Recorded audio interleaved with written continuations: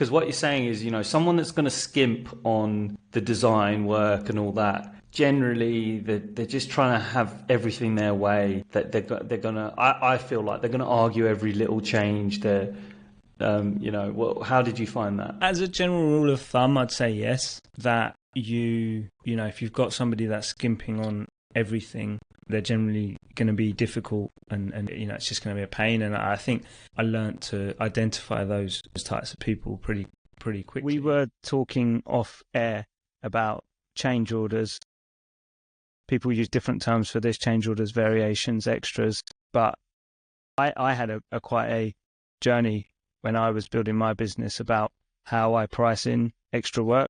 And when I started, right, I kind of went in actually wanting to make a process and a quote where everything was really inclusive, to the fact that I remember when we started our business, we were including hotels for the homeowner, because we were doing residential, to move into a place. Yeah, I remember that. Do you remember us? And I was it was, in a way, it was like trying to differentiate. And slowly, there was a slow death. I've got to be honest. And I think this happens with loads of construction companies, where you start to think like, yeah, you want to be really different. And then you get compared on price and maybe don't niche down. And you get into kind of watering down and comparing like for like and just trying to be as cheap as possible. So I was definitely guilty of that. And I think I found pretty good balance in the end of what to include as in the main kind of quote, especially if you haven't got a schedule provided by an architect, and what to kind of hide or what to not mention and price as an extra. As we all know, you can make a lot more profit when you do stuff as extra work once you've won the job. But Arthur, you were, I guess, asking me about what that balance was, right? Yeah. I mean, I've had a lot of conversations with clients recently talking about they're getting beaten on price, but they know that the quotes that the other people are giving them can't be real, and they feel like they're not being honest with the potential client by not telling them up front some of these costs. And we've even had one who his mate was telling him how he, purposely leaves stuff off, knowing that he can get the client later. If all he needs is for them to give the deposit, get his foot in the door. And for people who are trying to run an honest business, do it right, so to speak, but then still be able to make money, still be able to win the jobs.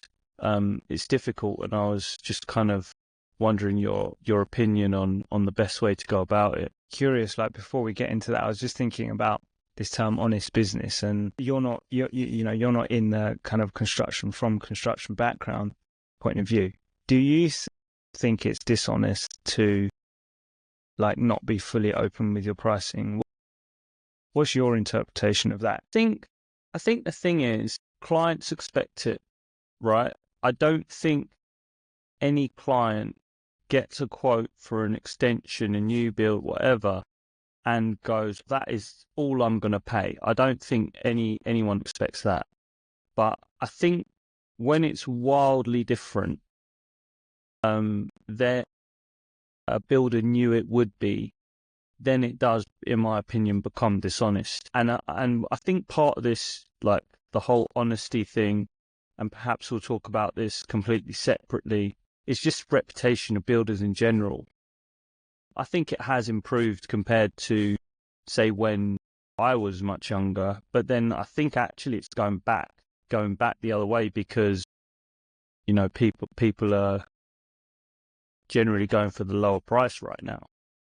Yeah, because of cost you got of a lot of living these and like stuff. price comparison websites as well, right? Or not comparison, Yeah. but these platforms where people are just bidding for work. I'll give you my take on it as well, because I did go through this, I guess, ethical dilemma in a way, and I'm not shy about the fact that I started my company to make money. There's no two ways about it, right?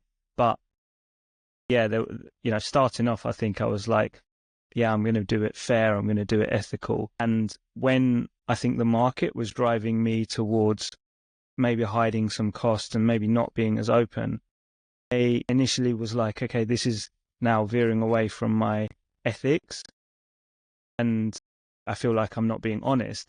But actually, especially in the space that I was in, where I found justification, and you might tell me and others might tell me that this is just me just like making a decision and then justifying it later, but was the projects that we were working on and being invited to work on, they had gaps in them, right?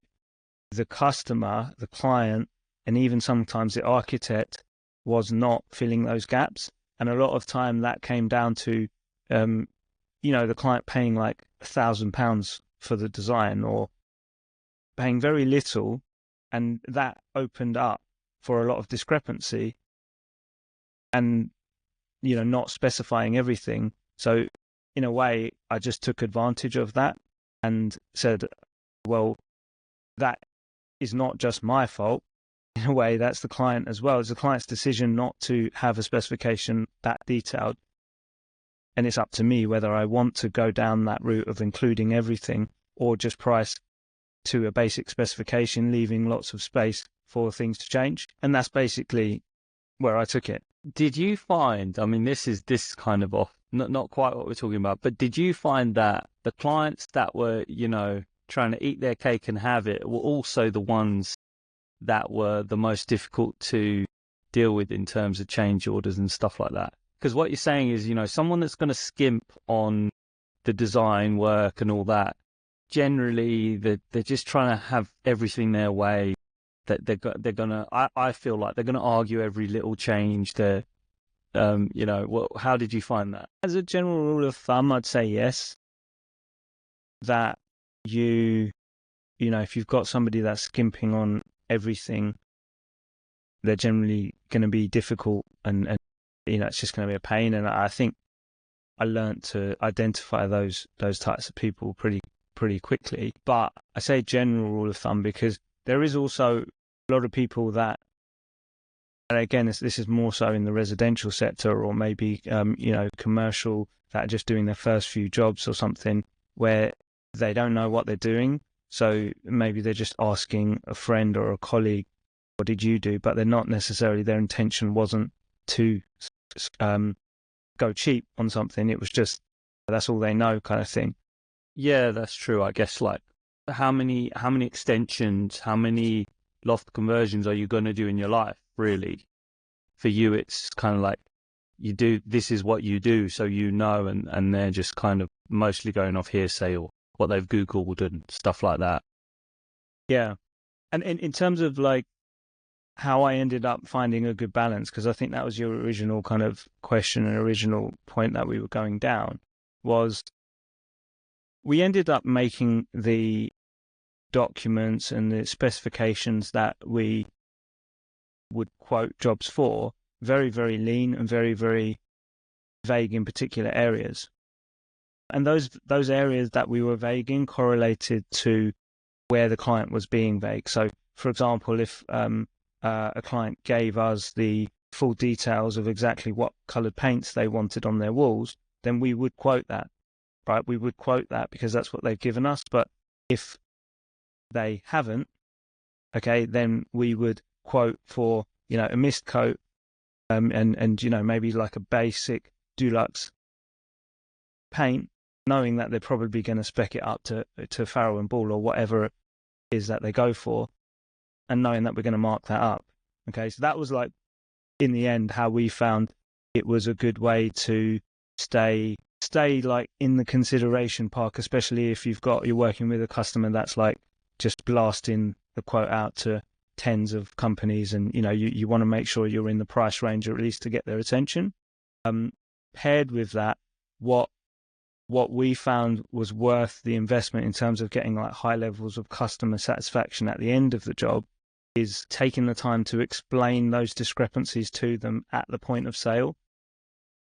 At times it felt like it was a waste of time because you're spending time with a load of tire kickers having meetings like explaining everything. but actually the ones that did convert, us taking the time to explain this is the assumption that we've made, giving them the opportunity to fill the gaps. Okay. And to be honest, we would explain it in a way that made them feel like it wasn't necessary to fill the gaps. We could just decide that later, but always giving them that opportunity. And there would occasionally be a very kind of clued up client that would be like, oh shit, I realize I'm leaving like 10 grand on the table, on a 30 grand project because I haven't spec'd this up, and they'll go away and come back in 6 months with a much more detailed specification.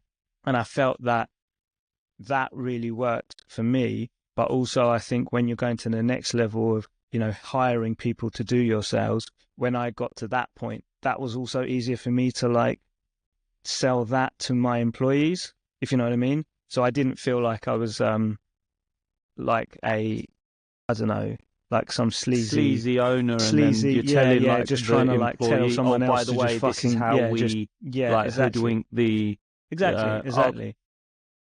So that really worked well for us because I think, when projects went over budget, which basically they always do, the homeowner always felt like they knew what they were getting into because we'd made the time to explain it. And yeah, you're gonna lose a few jobs because they I go for the remember cheaper one. Yeah, but not just that actually, because often we would look cheap, but then when they had that meeting with us to explain it, they'd be like, "Oh, you've just like excluded a load of shit. I don't want to go with you." And maybe that actually links to like your other question about, okay, maybe that's an indication of a certain type of person. They're not a match kind of thing. And then I think actually now I think about it more, that process of us explaining the exclusions, the inclusions, the assumptions, the variables is a way of attracting a certain type of customer base that you want to work with. Because really we want to work with, qualifying them to be like someone that's fair and reasonable. I'd say that ended up being positive on the kind of post-customer journey when you're getting them to leave reviews, getting them to leave feedback that generally, even though the end job cost was higher than it wasn't, than it was originally quoted for, they felt that was like a fair and reasonable type of thing. That's really interesting because the guys I've been speaking to about this, my non-builder brain is telling them you're having issues at the end of your, billing and all that, the end of all this, because of something you haven't addressed beforehand, and your solution is actually to address it even before you've got the client, to kind of prepare them beforehand mentally that this is potentially going to happen, probably going to happen. These are the areas, that it could happen in. So I think that's really good. And what I've been telling them is more about sort of, well, are you taking photos when there is a change or something, and getting that written approval from them instead of just presenting them with the bill. Have you got any advice on kind of like tracking the changes and making sure that when it comes to sending that invoice, there's as little chance for them to say, no, I'm not paying that, Yeah. The change management process is something we haven't actually talked about, but I think actually now that you mention it, is massive. It does start, I think, with like how you get the customers into your pipeline, like whether you're already explaining that. But I think just the fundamentals is just having really good documentation processes. Nowadays, as you said, like you can get more not technical with it, but there's a load of technology you can just have in your hands, basically. So if you're still doing this stuff all on WhatsApp and you've just got this like script of WhatsApp conversations, that I think is old school now, because I have been there where sometimes you're like, I know they agreed to this, but I just cannot be asked to like scroll through like these hundreds of WhatsApp messages, emails, and you've had it where someone responds to something, but they're actually responding to a different question, and they Yeah. say yes, but you don't know what they said yes to because they didn't like highlight the WhatsApp thing. Like, Yeah. so you probably could prove it, but you just can't be bothered.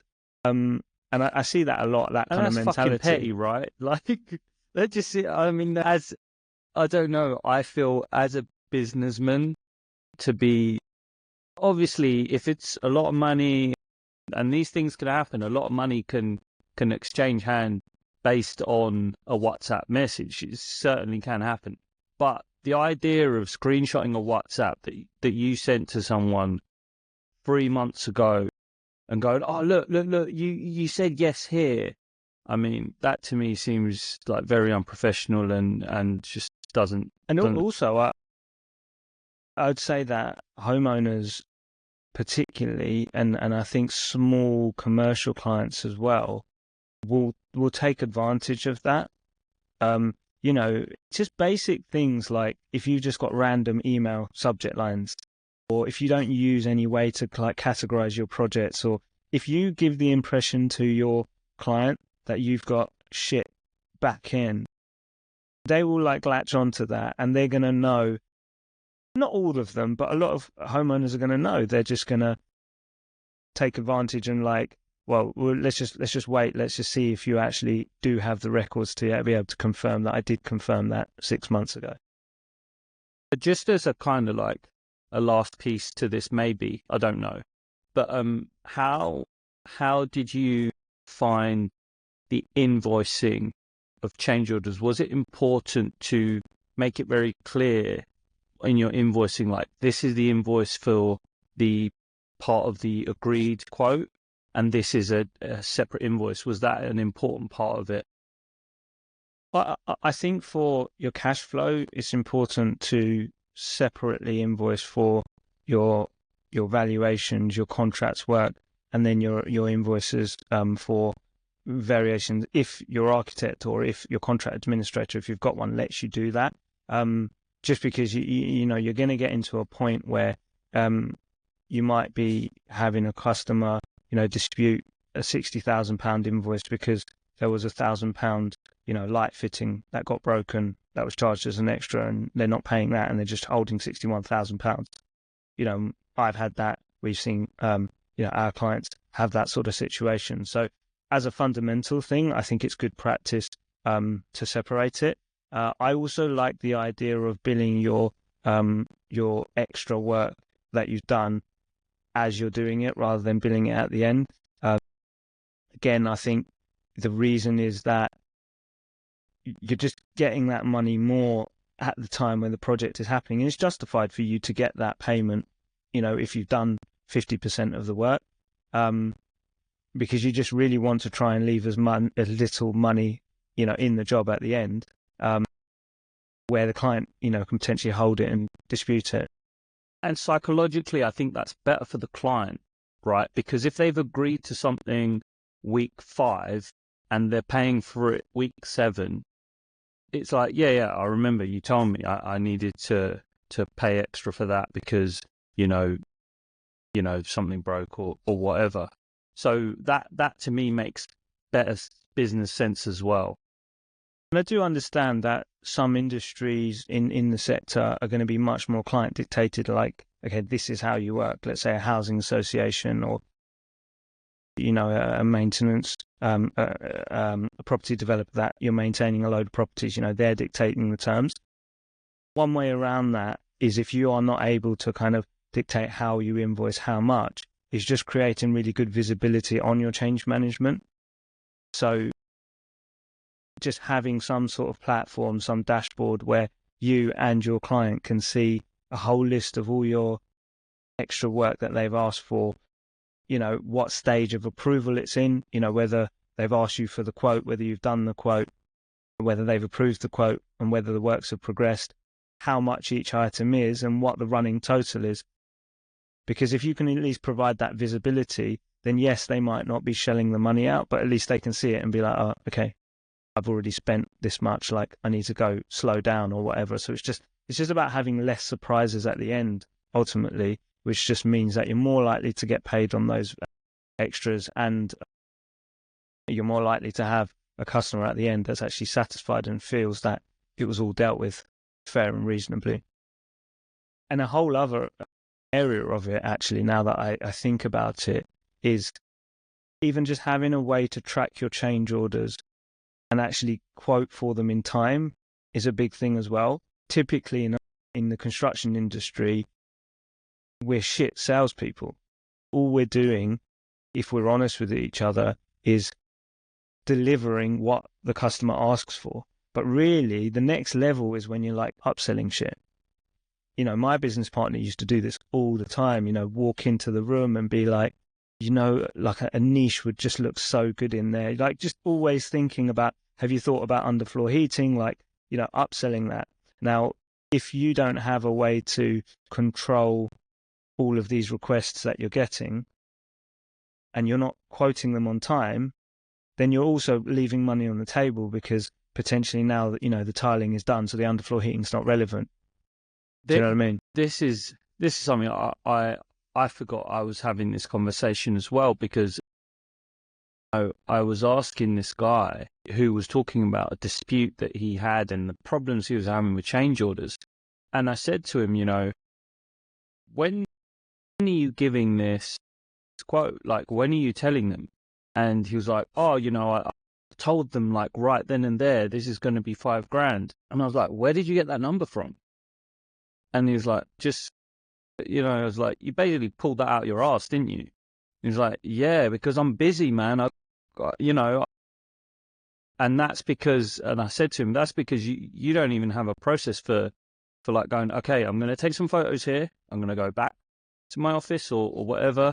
I'm going to send this to whoever, and I'm going to come back to you with a proper price. And I think that makes a difference on the client end as well, because they're like, okay, this is serious. He's not, as you go to a mechanic, they open it up and they go, oh, 10K, mate.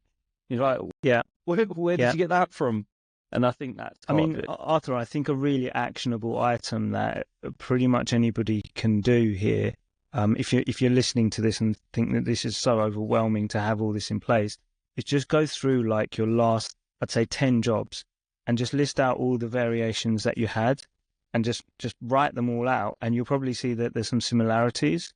And if you just had that, and you had that in a printed document, or you had that already standardized, this is how much it is for an underfloor heating per square meter, this is how much it is for a electrical plug point or whatever, that's going to provide a lot of like certainty to the customer as well. It's like, oh, okay, well, let me just send you the file of our standard extra costs. Even you send that at the sales process. Yeah, because that's what we used to do. We used to actually, if they asked for it, we would say, okay, yeah, here's the cost. If you want a concealed cistern, if you want all of this, this is how much it's going to cost. And that makes them feel like, okay, these guys aren't hiding it. I just need to ask them the right information. And I think that goes a long way in, again, just the more communication you can put in, the more confidence you can give that you're not making this stuff up, the more satisfied they're going to be that you were fair in the project. And I guess, some guys probably leaving money on the table if you're just randomly quoting on the fly for something. You could potentially be losing money there. And if it's a valid thing that is a big cost, and you come back with a proper quote and go, look, this is how much it's going to be and this is why, then I think you're more likely to get that money, and they're more likely to go, okay, yeah, fair enough. We didn't realize, I don't know, you dig a hole there and there's an issue and you're like, oh shit, we need to cover that up, or there's a pipe there and all that sort of stuff. But if you're randomly pulling it out, you might go, oh, like if I say $5,000, they're not going to go for that. So I'm going to say 3.5. Hopefully we can do it. And I think that happens as well, that where people end up doing things at cost because they've underquoted the change order because they don't want to dispute. Yeah. Or sometimes, like I've had clients, builders, where I've spoken to them and they just feel bad for the homeowner. And maybe this is a subject for another podcast, probably, because we're running into it here. But yeah, I think that's an interesting one, whether it's your responsibility. I've had clients say that to me as well. Yeah. Because People are putting a lot of money into these jobs. They've probably saved a lot of money. They're like, finally, we can afford our extension. Finally, we can afford this. And then you're like, now I've got to tell them, this is actually going to be a big chunk more than they expected. And yeah, they've told me that they've just gone, oh, you know what, I'll just do it for this. And, It's an interesting one because, like, you wouldn't expect, for a homeowner, for example, like, you wouldn't expect a homeowner to go and cry to the mechanic. That would just be odd. But I've had situations where I've been, in front of clients crying to me. Literally, yeah, and it does hurt, but you're also just like, fuck, like, I think because there's such a labor element, and especially as a business owner, they just think it's your time, but your labor working, you got to pay them regardless. You can't go to them and say, oh, can you do this for free, or can you do this for cheap? I think that goes it also goes back to what you were saying about, like, if you don't look professional, you don't get treated like a business. Because if you're a proper business, you've got like your uniforms, your vans and stuff, they're like, these guys are serious. We can't just be like, oh, I know, why are we going to pay that? Because they're a business. That's it. But if you're just a dude that is like, sometimes their emails look unprofessional, even the wording and all that, they're just thinking, oh, well, this is just a guy. I mean, there's no lack of consistency in what they do, so they must be able to stretch the policies and stuff like that. but also, if you think about it, like, the whole image that you're giving is like, I've got people to pay. This is a business. Probably got a receptionist to pay. I've got this person. I've got that person. Whereas if it's you, they just think money's just going to him anyway. I've given him 50K. They don't think, well, he's paying labor, he's paying the materials, he's paying this. They're not thinking about that. It definitely, I mean, that is an interesting point, because I definitely found, as I got further and further removed from the business, there was less and less of that request. And don't think it was because they never made it up to me, because I would have I'd basically say, don't bother me if it's anything less than this. But I think there was that element that it just felt like, I don't even know the decision maker, so I'll assume that, there's no point in asking for changes or adjustments in the price and stuff like that. Cool. Well, I think that was actually ended up quite on the fly, but quite an interesting topic. So let's wrap it up there.